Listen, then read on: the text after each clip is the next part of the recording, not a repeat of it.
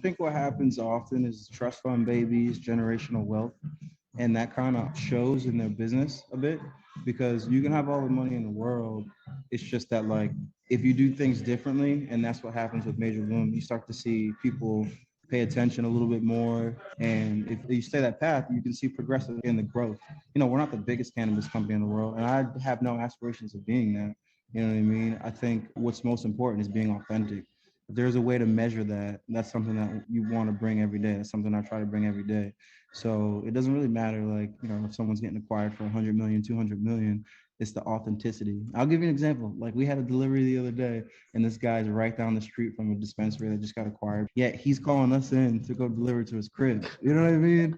So it's like, that's authentic. You got to experience that to be like, yo, this is dope. Like, fuck that corporate cannabis shit. You know what I mean?